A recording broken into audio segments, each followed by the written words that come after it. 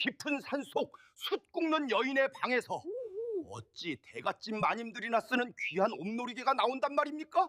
내 10년을 죽은 듯 숨어 살았소. 허나 이제 내 사람을 건드린다면 짐승이 되어서라도 당신들을 용서치 않을 것이오. 조선 팔도 강산이 누렇게 타들어가고 굶어 죽은 시체가 길거리에 돌멩이처럼 굴러다니던 경신년 대기근 때의 이야기입니다.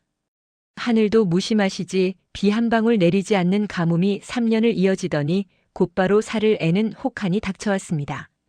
양반네 쌀독도 바닥을 드러내고 백성들은 초금목피로 연명하다 못해 자식을 소태 삼았다는 흉흉한 소문마저 돌던 그야말로 생지옥이 따로 없던 시절이었지요. 산입에 거미줄 치랴 싶었지만 거미줄은커녕 백가죽이 등짝에 달라붙어 숨쉬기조차 버거운 나날들이었습니다. 이 처참한 보릿고개에 얽힌 기구하고도 애달픈 사연 지금 시작합니다. 잠시 구독과 좋아요 한번 꾹 눌러주시면 더 재미나고 가슴 찡한 옛날 이야기로 보답하겠습니다. 여러분의 가정에 늘 만복이 깃드시길 기원합니다. 마이너스. 찬바람이 쌩쌩 부는 강원도 두타산. 자락 허리까지 차오르는 눈밭을 헤치며 한 사내가 비틀비틀 걸어가고 있었습니다. 갓은 이미 찢어져 나갔고 도포 자락은 너덜너덜해져. 거짓골이 따로 없는 이 사내, 바로 한양에서 내려온 김진사였습니다. 본래 남부러울 것 없는 명문가의 자제였으나 잇따른 흉년과 역병으로 부모님을 여의고 가솔들마저 모두 흩어지니 남은 것은 빈문서와 텅 빈 집뿐이었습니다. 자존심 하나로 버티던 김진사였지만 굶주림 앞에서는 공자맹자도 소용이 없더이다. 결국 가문을 등지고 정처 없이 떠돌다 이 깊은 산골까지 흘러들어온 것이지요. 아이고 내 팔자야. 글 좀 읽는다고 거들먹거리더니 결국 객귀가 되어 구천을 떠돌게 생겼구나. 김진사는 얼어붙은 손을 호호 불어가며 한탄을 쏟아냈지만 돌아오는 건 매서운 칼바람 소리뿐이었습니다. 집신 사이로 삐져나온 발가락은 이미 감각이 없어진 지 오래고 뱃속에서는 천둥 소리조차 멈춘 지 한참이었습니다. 이대로 눈밭에 파묻혀 잠들면 고통도 배고픔도 잊으리라. 김진사는 차라리 죽음이 달콤한 휴식처럼 느껴졌습니다. 그때였습니다. 흐릿해지는 시야 너머로 희미한 불빛 하나가 어른거렸습니다. 도깨비불인가? 아니면 저승사자가 켠 등불인가? 김진사는 마지막 젖먹던 힘을 짜내어 그 불빛을 향해 기어가듯 발걸음을 옮겼습니다. 가까이 가보니 그것은 거대한 바위 틈에 교묘하게 지어진 낡은 너와집이었습니다. 굴뚝에서는 하얀 연기가 피어오르고 있었지요. 아무도 없어. 지나가는 과객인데 물 한 모금만. 말을 채 맺기도 전에 김진사는 그 자리에 털썩 쓰러지고 말았습니다. 쿵 하는 소리와 함께 세상이 까맣게 변해버렸지요. 얼마나 지났을까 김진사가 눈을 떴을 때는 낯선 천장이 보였습니다. 코끝을 찌르는 냄새는 퀴퀴한 곰팡이 냄새가 아니라 은은한 쑥 태우는 냄새와 구수한 숭늉 냄새였습니다. 몸을 일으키려 했지만 손가락 하나 까딱할 힘이 없었습니다. 정신이 좀 드시오? 나직하면서도 허스키한 여인의 목소리가 들려왔습니다. 고개를 돌려보니 숯검댕이 묻은 얼굴에 다해진 무명옷을 입은 한 여인이 화로 앞에 앉아 부채질을 하고 있었습니다. 헝클어진 머리카락 사이로 보이는 눈빛은 산짐승처럼 매서우면서도 어딘가 모르게 깊은 슬픔을 담고 있었지요. 여인은 김진사가 깨어난 것을 보고는 퉁명스럽게 나무 그릇 하나를 내밀었습니다. 사흘을 꼬박 알았소. 염라대왕이 아직은 때가 아니라고 돌려보낸 모양이요. 이거라도 드시오. 그릇에 담긴 것은 묵디 묽은 도토리죽이었습니다. 김진사는 체면이고 뭐고 따질 겨를도 없이 그릇을 받아들고 허겁지겁 마셨습니다. 뜨거운 죽이 식도를 타고 넘어가자 죽었던 오장육부가 꿈틀거리며 되살아나는 듯 했습니다. 캑. 고맙소. 이 은혜를 어찌 갚아야 할지. 은혜는 무슨. 다 죽어가는 송장이 내 집 앞을 가로막고 있으니 재수가 옴 붙을까봐 들여놓은 것뿐이요. 기운 차리면 썩 나가시오. 여긴 사내 놈이 있을 곳이 못 되니. 여인의 말투는 쌀쌀맞기 그지없었습니다. 하지만 김진사는 보았습니다. 겉으로는 툴툴거려도 자신이 누워있던 자리에 따뜻하게 데워진 돌덩이들이 깔려있다는 것을요. 이 깊은 산속 숯을 구워 파는 순막인 듯 했습니다. 여인은 혼자서 숯을 굽고 사냥을 하며 살아가는 모양이었습니다. 다음 날부터 김진사의 묘한 더부살이가 시작되었습니다. 당장 갈 곳도 없거니와 며칠 굶은 몸이 금세 회복될 리 만무했지요. 하지만 평생 붓만 잡고 살았던 양반님네가 산속 생활에 무슨 도움이 되겠습니까? 이보시오 선비 양반, 도끼질 폼이 그게 뭐요? 발등 찍으려고 환장했소? 김진사가 밥값이라도 하겠다며 장작을 패려들면 여인이 기가 차다는 듯 도끼를 뺏어들었습니다. 여인의 도끼질 한 번에 아름드리 통나무가 쩍쩍 갈라지니 김진사는 무안함에 얼굴이 홍당무가 되곤 했습니다. 네. 내 평생 글만 읽다 보니 익숙지 않아서 그러하오. 허나 나도 왕년에 한양서 고래등 같은 기와집에 살았단 소리는 그만하슈. 여기선 공자왈 맹자왈보다 멧돼지 잡는 덧 놓는 법 아는 게 더 상전이요. 여인의 말은 하나도 틀린 게 없었습니다. 김진사는 쭈뼛거리며 부엌 아궁이에 불을 지피는 일부터 다시 배웠습니다. 여인의 이름은 월이라고 했습니다. 성도 없고 본관도 모르는 그저 달이 뜰 때 주워왔다 하여 월이라 불렀다는 그녀는 부모도 없이 혈혈단신으로 이 험한 산을 지키고 있었습니다. 어느 날 밤이었습니다. 바깥에는 산짐승 울음소리가 구슬프게 들려오고 좁은 방 안에는 화로의 온기만이 감돌고 있었습니다. 단칸방이라 잘 곳이 마땅치 않아 김진사는 윗목에, 월이는 아랫목에 누워 잠을 청해야 했지요. 선비 양반. 등을 돌리고 누운 월이가 불쑥 말을 걸어왔습니다. 한양 사람들은 다 그렇게 피부가 희고 곱소? 손이 꼭 기생 오라비 같아서 말이요. 선비의 손은 본디 흙보다는 먹을 가까이 해야 하는 법이거늘. 또 그놈의 법 타령. 먹 갈아서 밥이 나옵니까? 옷이 나옵니까? 그래도 글 읽는 소리는 듣기 좋습디다. 가끔 잠 안 올 때 한 번씩 읊어보시오. 무뚝뚝한 줄만 알았던 월이의 뜻밖의 말에 김진사의 가슴 한 구석이 간질거렸습니다. 캄캄한 어둠 속 좁은 방 안에 두 남녀의 숨소리가 섞이니 묘한 기류가 흘렀습니다. 김진사는 슬며시 돌아누워 월이의 뒷모습을 바라보았습니다. 거친 무명옷 위로 드러난 목선이 의외로 곱고 가녀려 보였습니다. 저 여인은 어쩌다 이 깊은 산속에서 홀로 살게 되었을까? 산에도 버티기 힘든 이 험한 곳에서 궁금증이 일었지만 차마 묻지는 못했습니다. 그날 밤 김진사는 잠결에 월이가 끙끙 앓는 소리를 들었습니다. 놀라서 살펴보니 낮에 산을 타다 발목을 접질렸는지 퉁퉁 부어올라 열이 펄펄 끓고 있었습니다. 이런 미련한 사람. 아프면 말을 하지. 김진사는 급히 밖으로 나가 차가운 눈을 한 뭉치 퍼왔습니다. 그리고 자신의 옷자락을 찢어 눈을 감싼 뒤 월이의 발목에 대고 정성껏 찜질을 해주었지요. 양반 체면에 여인의 발을 만진다는 건 상상도 못할 일이었지만 지금은 그저 자신을 살려준 은인이라는 생각뿐이었습니다. 차가운 기운에 놀랐는지 월이가 눈을 번쩍 떴습니다. 뭐 하는 짓이요? 가만히 계시오. 발이 이 지경이 되도록 참았단 말이오. 내 비록 장작은 못 패도 의서의학 책는 좀 읽었소. 김진사의 투박하지만 따뜻한 손길이 발목을 어루만지자 월이의 얼굴이 화로 불빛보다 더 붉게 달아올랐습니다. 그녀는 슬며시 발을 빼려다 이내 포기하고는 김진사의 정수리를 가만히 내려다보았습니다.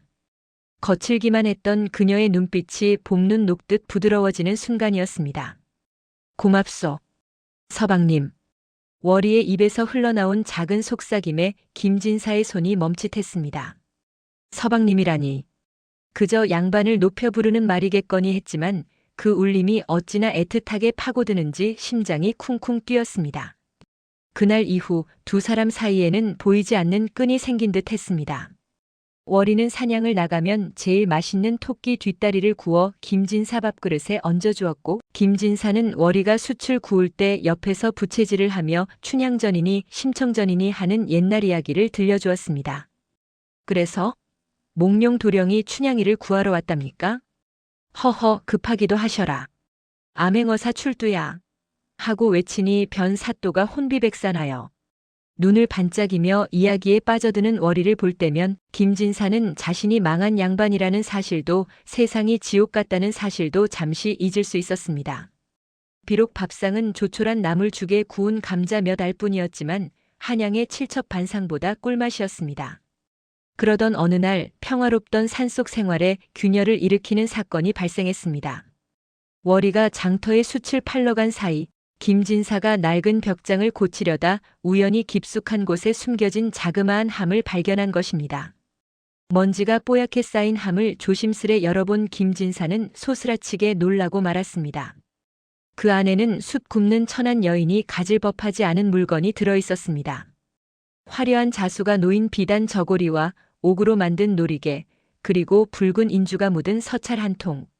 이것은 대갓집 규수의 물건이 아닌가? 아니, 저 문양은 분명. 김진사의 손이 부들부들 떨렸습니다.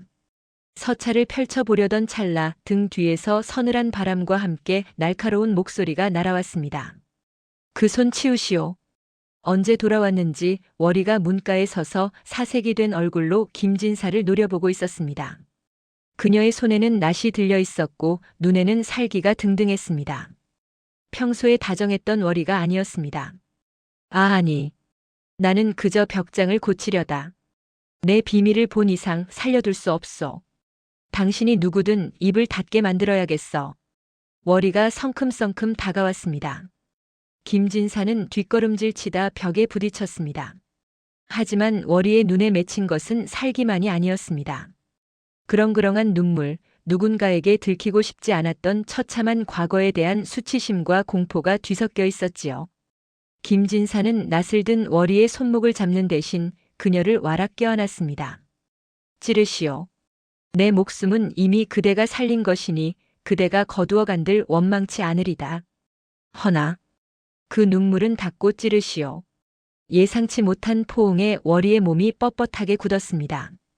손에서 낫이 툭 떨어지고 그녀는 김진사의 가슴에 얼굴을 묻은 채 오열하기 시작했습니다. 짐승처럼 울부짖는 그녀의 울음소리가 좁은 너와집을 가득 채웠습니다. 도대체 이 여인에게는 무슨 사연이 있는 것일까요? 왜 양반가의 귀한 물건을 숨겨두고 이 깊은 산속에서 숯을 굽으며 숨어 살아야만 했을까요? 창밖에는 다시 눈발이 굵어지고 멀리서 늑대 울음소리가 더욱 구슬프게 들려왔습니다. 김진사는 품에 안긴 월이의 떨리는 어깨를 감싸 안으며 생각했습니다. 그때는 꿈에도 몰랐습니다. 그날 밤의 선택이 그리고 벽장 속의 그 물건이 제 운명을, 아니 우리 두 사람의 운명을 송두리째 뒤흔들고 피바람을 몰고 올 줄은 말입니다. 월이의 아니 민씨 교수의 눈물은 김진사의 다해진 도포 자락을 흥건히 적셨습니다. 한참을 흐느끼던 그녀가 떨리는 입술을 떼어 털어놓은 사연은 기가 막혔습니다. 그녀는 본래 한양 조정에서 대제학을 지낸 민대감의 금지옥엽 외동딸 서윤이었습니다. 간신들의 모함으로 역적으로 몰려 가문이 멸문지화를 당하던 날 유모의 등에 엎여 간신히 목숨만 부지해 이 첩첩산중으로 숨어들었던 것입니다. 아비는 참수당하고 어미는 관비로 끌려갔습니다. 곱게 자란 손에 숯검댕을 묻히고 산짐승 가죽을 벗기며 살아온 세월이 10년. 그날의 원한이 뼈에 사무쳐 밤마다 이낫을 갈며 복수를 다짐했소. 김진사는 가슴이 먹먹해져 아무 말도 할 수 없었습니다. 자신이 한탄하던 가난 따위는 그녀가 겪은 지옥에 비하면 투정에 불과했습니다. 김진사는 거친 그녀의 손을 꼭 잡았습니다. 부인. 아니 낭자. 이제 그 짐 나와 나누어 집시다. 내 비록 가진 것 없는 몰락한 양반이나 내 목숨이 붙어있는 한 그대를 지키리다. 그날 밤 두 사람은 좁은 방 안에서 서로의 체온을 나누며 깊은 잠에 들었습니다. 남녀의 정을 넘어선 세상 끝에 선 두 영혼의 애절한 결합이었습니다. 하지만 운명은 이 가련한 연인들에게 긴 평화를 허락하지 않았습니다. 이튿날 새벽 고요하던 산속 정적을 깨고 개 짖는 소리가 요란하게 울려 퍼졌습니다. 이쪽이다. 발자국이 이리로 이어졌다. 분명 그년이 숨어 있을 게야. 상금이 걸린 연인이 놓치면 안 된다. 추세꾼 도망 노비나 범죄자를 쫓는 사냥꾼들이었습니다. 냄새를 맡고 몰려온 승냥이 떼처럼 서너 명의 장정들이 몽둥이와 육모방망이를 들고 너와 집을 에워쌌습니다. 서방님. 월이 아니 서윤의 얼굴이 백지장처럼 하얗게 질렸습니다. 김진사는 본능적으로 그녀를 등 뒤로 숨기며 문가에 놓인 도끼를 집어들었습니다. 평생 북만 잡던 손이었지만 그 순간만큼은 천하장사라도 된 듯 손에 힘이 들어갔습니다. 누구냐? 감히 어느 안전이라고 행패를 부리느냐? 김진사가 방문을 박차고 나가 호통을 쳤습니다. 쩌렁쩌렁한 기세에 추세꾼들이 잠시 주춤했습니다. 웬 놈이냐? 우린 역적의 딸년 민서윤을 잡으러 왔다. 내 놈은 그년의 기둥서방이라도 되는 모양이지. 우두머리로 보이는 곰 같은 사내가 비릿한 웃음을 흘리며 다가왔습니다. 네 이놈들. 나는 한양 명문 안동 김씨 가문의 진사다. 내 비록 이곳에 은거하고 있으나 너희 같은 무례배들이 함부로 발을 들릴 곳이 아니다. 당장 물러가지 않으면 관아에 고하여 엄벌에 처할 것이다. 김진사는 썩어도 준치라고 양반의 위엄을 쥐어짜내어 윽박질렀습니다. 하지만 놈들은 달코 다른 자들이었습니다. 김진사? 꼴을 보니 똥진사로구먼. 관아? 하하. 야, 저놈부터 치워라. 죽여서 묻어버리면 산짐승 밥이나 되겠지. 우두머리의 눈짓에 졸개 둘이 달려들었습니다. 안 돼. 그 순간 서윤이 부엌에서 뜨거운 숯이 담긴 삽을 들고 뛰쳐나왔습니다. 에잇! 그녀가 붉게 타오르는 숯덩이를 놈들의 얼굴에 흩뿌렸습니다. 아! 내 눈! 뜨거워! 놈들이 비명을 지르며 나뒹구는 사이 김진사는 도끼를 휘둘러 달려드는 다른 놈의 어깨를 내리찍으려 했습니다. 하지만 힘이 붙였습니다. 놈의 몽둥이가 김진사의 팔을 강타했고 도끼가 힘없이 날아갔습니다. 김진사가 쓰러지자 우두머리가 육모방망이를 치켜들고 서윤에게 다가갔습니다. 독한 년. 내년 목을 베어가야 상금을 받겠지만 반반한 얼굴을 보니 그냥 죽이긴 아깝구나. 절체절명의 순간 쓰러져 있던 김진사의 눈에 아까 날아간 도끼가 보였습니다. 그는 으스러진 팔의 고통을 씹어 삼키며 몸을 날렸습니다. 지켜야 한다. 이 여인만큼은 내 목숨을 바쳐서라도. 내 이놈.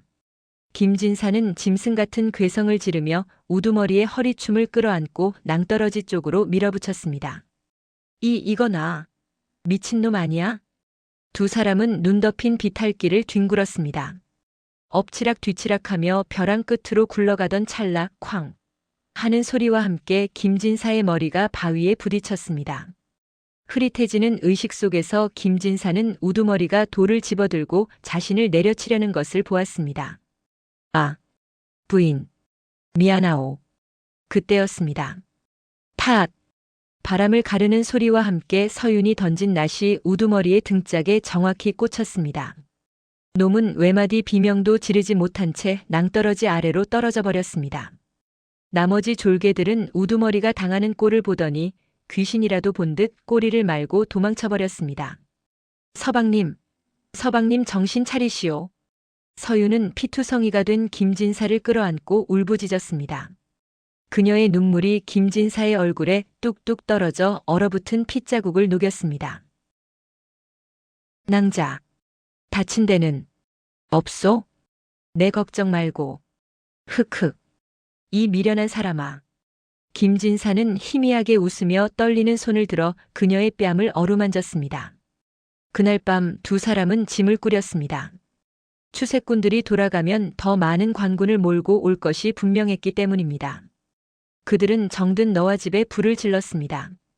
활활 타오르는 불길은 그들의 과거와 뼈아픈 상처를 모두 태워버리는 듯 했습니다. 갑시다. 저 산 너머 발길 닿지 않는 더 깊은 곳으로. 예, 서방님. 지옥 끝이라도 따르겠습니다. 김진사는 절뚝거리는 다리로 앞장을 섰고 서윤은 그의 팔을 부축하며 눈보라치는 어둠 속으로 걸어 들어갔습니다. 두 사람의 뒷모습은 하얀 눈발 속에 서서히 파묻혀 사라졌습니다. 세월이 흘러 화전민들 사이에서는 기이한 소문이 돌았습니다. 눈보라가 치는 밤이면 깊은 산속에서 글 읽는 소리와 다듬이질 소리가 들려온다고 말입니다. 어떤 신만이는 절벽 끝에서 백발이 성성한 노부부가 서로의 손을 꼭 잡고 해돋이를 보는 것을 목격했다고도 합니다. 부귀영화도 신분의 굴레도 벗어던지고 오직 사랑 하나로 혹독한 세상을 건너갔던 폐위된 양반과 역적의 딸. 지금도 저 깊은 산 어딘가에는 그들이 피워올리는 밥 짓는 연기가 모락모락 피어오르고 있지 않을까요? 재밌게 보셨나요? 구독과 좋아요 꼭 부탁드립니다. 여러분에게 행운을 드립니다.